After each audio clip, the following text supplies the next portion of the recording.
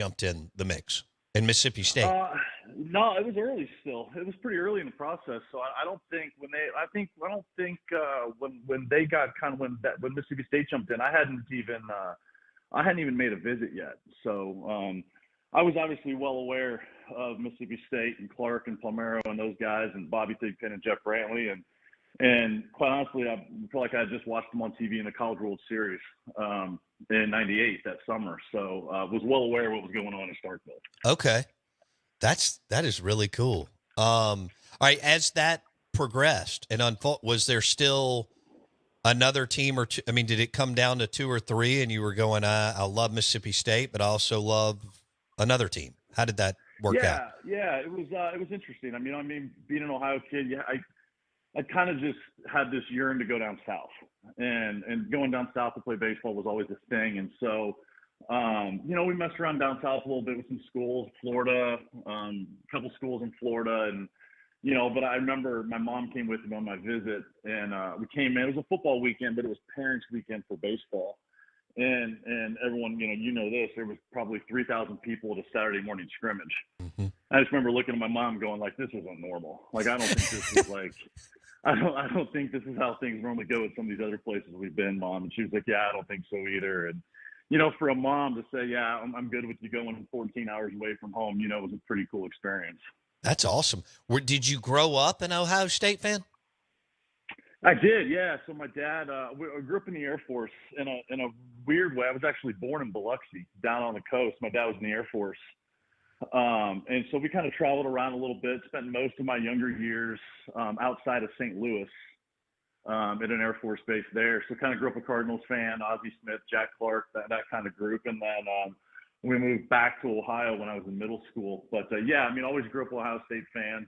I remember when I told my dad, I was like, Dad, I don't even think I want to take a visit there. I was like, oh, this isn't going to go good. But, he was great, but he understood. He understood. Oh man, that is great. Cause this is pre-iPhones and everything. And so, like our kids, my kids and your kids, they have access to everything. They can look up anything at any time. I can only imagine you walking in high school in Ohio and go, hey guys, I'm not going to be a Buckeye. I'm not going to be this or that. I'm going to Mississippi State. And then look at you like, what are you doing? Oh yeah. That was very prevalent, and I think the people that knew Mississippi State kind of were like, what are you going to do? Come on, you're really going to go down there? But I was a heck of a decision on my end. I was pretty fortunate. Yeah, you were on some good teams. I remember 2001. I think I've got this right. Y'all were playing in the regional and against Notre Dame, I'm pretty sure. And I think, or 2000. Yeah, 2000. Okay. Yeah, 2000. Yep. Okay. 2000. And it was a hell of a game to win the regional. Because it was you and Travis Chapman and some other dudes. And I guess I didn't even know who Paul Maneri was at that time. He would eventually become a big name in baseball and go to LSU. But do you remember how that kind of unfolded and what a wild regional that was? It was unbelievable. It was. I remember we kind of cruised through the first two games, and then I want to tell you, I got a pretty good memory. Saturday night, a tornado blew through North Mississippi. Because I was actually sitting in the lounge after our game Saturday watching Notre Dame play. If I'm really on it, I think South Alabama in the elimination game. Tornado blew through. Kind of get backed up. We get back into Sunday. We lose the first game Sunday. Got to come back again and play Sunday night. Probably the most sure-handed shortstop I've ever seen. And Matthew Maniscalco drops a ball, which probably was the only ball he's dropped in his life. I remember that. Yes. In the eighth, he doesn't drop anything. Still probably wouldn't. And we come back. Travis Chapman hits a homer to tie it, and then Ty Martin walked them off in the bottom of the ninth and set off one of those just insanely only Dudy Noble type of scenes where the fans are rolling on the field. By the time Ty gets home, there's 1,000 people on the field going nuts and screaming, and it was a good one. Yeah, it was actually just I have a text thread with like Travis Chapman and a bunch of guys on it. We were just kind of talking about that a couple of weeks ago. That is so good. Yeah, I remember being at the ballpark forever because, like you mentioned, uh, y'all lost the first game, and so had to play another one. And wasn't Ty Martin? Wasn't he a transfer from the Florida Gators? Yeah, that sounds right. Yeah, that sounds right. Yeah, I know it was a. I know when we got out to the lounge after the game, there were some people that had been out there since 8 a.m. And there were some people in some rough shape when we got out there. Which No was question. Chris Young played at Mississippi State, now Seattle Mariners scout coach. He joins us on the Farm Bureau Insurance guest line. Jurrangelo Cijntje just went 15th in the first round to the Seattle Mariners, which means I have to get a pullover because big Cijntje fan, and he was phenomenal this past year for Lamonis and Parker and that whole and Gotro and that whole crew. Chris, kind enough to join us here and talk a little bit about his story, and then Jurrangelo. So, how long have you been with? I think you were with the Padres and the Cubs. How long have you been with the Mariners, Chris? I started here, I think November 1st of last fall. So Okay. I was the 4 years before that was the bullpen coach for the Cubs. So spent 4 years there. 2 years before that was on the major league staff with the Phillies, and then had done some scouting before. So this is I joined. I came over to Seattle, I think November 1st of last fall. Okay, that's cool. All right, so walk me through I mean, look, when a Major League Baseball team decides that they are going to go with this guy in the first round, there's hundreds of hours, thousands of hours that they're going into this, and I'm sure there's a board of several different players that X team could land on. Walk me through the process of you walking in November. I'm sure you knew about Jurrangelo, but just kind of take us through some of what happened. I know he had a phenomenal year. He can throw right and left. Justin Parker has been on this show and talked about how incredible he was, but more importantly, how coachable he was and his mental makeup. But just talk about what played out the last, I guess, 7 months for y'all to make Cijntje your pick in the first round, Chris. Yeah, of course. I mean, I think it'd be remiss to not, as a alumni and a fan, not to mention what an incredible job Coach Parker did this spring. Sure. I just feel like that needs to be said with the entire staff, and obviously it was reflected in the season and also reflected in the Major League Draft as well. So I think we'd be remiss without mentioning that. But yeah, I mean, I think Cijntje's a guy that he's always been, like to your point earlier, he's always been popular. He's on Instagram. Everyone's got him on Instagram, throwing with both hands. He's always been this popular figure, and was so effective early in his career that he got thrust into that kind of that major role. I think you can correct me if I'm wrong. I'm pretty sure he was going Friday night for a while as a true freshman. He was.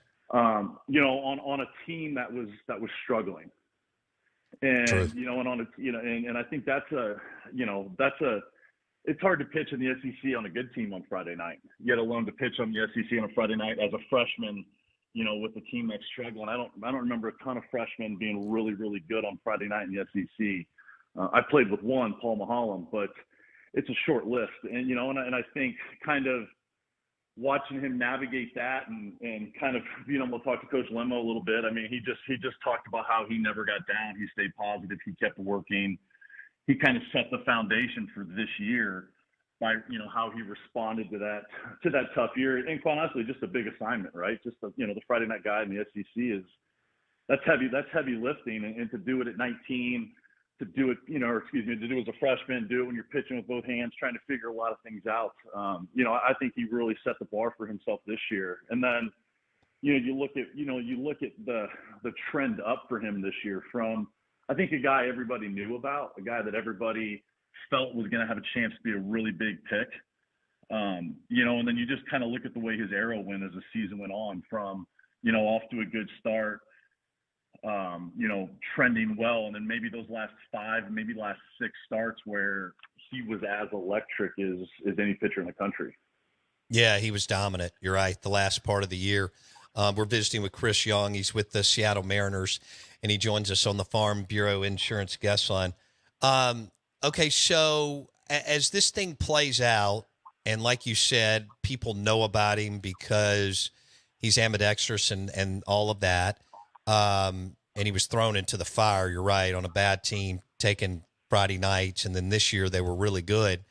Uh, as it played out, when did the when did y'all make the decision? If he's on the board at 15, we're going to pick Jurrangelo Cijntje. Yeah, it's interesting. I think to your point, as those, we obviously scouted him very heavily. He was a guy that we probably had 9, 10, 11 different guys go in and see him. Some guys went in and saw him multiple times. And he was a guy that as those last 5 starts, I would venture to safely say the Mariners had a presence at maybe every one of those last 5 or 6 starts he took. And that's kind of how you can start to gain some momentum as you start to, at the end of the year, when the stakes are the highest and you're performing at the level he was. And so I think he started to gain a bunch of momentum that way. And then as you get into the draft room in July and you start talking about players and you start, talking about all the different people that are involved in the draft, from the high performance coaches, from the strength coaches, from the minor league pitching development team, from the pitch data. He was a guy that, was just really impressive in the meetings that some of our staff had with him one-on-one, whether it's at the combine or on the phone through our area scout, that worked his tail off on Jurrangelo. And you can kind of start gaining momentum that way, where your high performance team looks at a player and is like, man, this guy, he checks a lot of the boxes that we deem important. And, your meeting with the player comes back and say, hey, this guy speaks 4 or 5 different languages. He's been through the ringers in the SEC. He's starting to come out the other side. And, and some of your, and he just started to, as the weeks went on, he just started to gain momentum as a guy that was checking some boxes that the Mariners view is really important. And I think that's how a player, that's how he specifically started to gain momentum and move up to the board, where he was kind of on the board staring at a place where we were going to, we might have a chance to get him. How important was it when the Mariners were having conversations with Chris Lemonis and Justin Parker about his mental toughness, his composure, and his coach, and how coachable he is, Chris? Yeah, I mean, I think when you get 20 picks in the draft, and they're all you're looking for all the information you can on everybody when you're making the big enough decision to make a financial investment, as well as to bring people in an organization which you try to protect in that fashion. And he was a guy that, like I said, like everything just kept coming back positive. Like when I was in Starkville and earlier in the season, and having a chance to catch up with those guys, and even this was even a little bit earlier before he really had kind of jumped out a little bit. Everything was just so positive from everybody, and I think I think the best way to put it is he started to create his own momentum by performance, by makeup, by what the coaches were saying about him, by how our area scout who had done a ton of homework with him was speaking about him, and it just he made it easy for him to be drafted. Right. Is the best way to put it. Yeah. Now, Chris Young, Seattle Mariners scout coach on the Out of Bounds show, played at Mississippi State. Jurrangelo Cijntje just was drafted in the first round by the Mariners with the 15th pick in the draft. Now, where are you living now, Chris? So I'm north of Austin in Texas. We've been here about 20 years. My wife is from here, she played volleyball at State back when same time I was there playing baseball. Oh, that's cool. Okay. Absolutely. All right. So how many days a year are you on the road? It's a good question. This is kind of been my first year in this role, kind of a role that I was incredibly fortunate enough to kind of have some help building with Jerry DePoto, our team president, and so it's there's been some heavier times. I think this month has been heavy with the draft meetings, the trade deadline tomorrow afternoon, or tomorrow evening. So this month's been a little heavier, and it gets lighter at times and heavier at times. But I guess the best way to put it is the last 6 years I've spent 8 months on the road, gone, period, without coming home. So this has been a very welcome change as far as still going to do a really, really neat, impactful job, but also adding a little bit of quality family life. That's awesome. What is your official title? It's a mouthful. It's a special assignment pitching coach / scouting cross checker. That's pretty awesome. So it's incredible. It's been it's been great. I just spent a couple days in Arkansas in uniform with our AA team. You know, just getting to be around the players a little bit and be a resource for them. And we've got some incredible young coaches on that staff. And you know, the nice part about being a little older is you've already messed a bunch of stuff up you can help them with. and just kind of sharing the experiences that I've gained and. So it's been a blast kind of be in uniform and be around players and which is always the best and help those guys any way you can. And, it's kind of neat. In about 2 weeks, I'm going to head down to the Dominican Republic and spend some time around some of those younger players and then, put a pair of khakis on and go out and watch some future big leaguers at, 15, 16-year-olds play. And so it's been really neat to kind of experience a different side of the game. That's pretty cool. Do you still have a relationship with Pat McMahon? I've not I've seen Coach Mack at some conventions around. I haven't talked to. I don't think I've seen him in the last year or two, but generally keep in touch with Coach Mack anytime I can. Yeah, I can't remember if he's still with the Yankees, but the last time I talked to him was after Mississippi State won the national championship, and maybe that was the fall of 2021. And at that time, he was still kind of international scouting or something with the Yankees. Visiting with Chris Young. He's with the Mariners. He joins us on the Farm Bureau Insurance Guest Line. So have you had, you said you were back in Starkville, maybe, I don't know, it sounded like maybe January or February. Are you able to get back there once or twice a year? Man, we try. We try as much as we can. I came in May, I think, and saw Jurrangelo. So okay, I was there for that. It was the first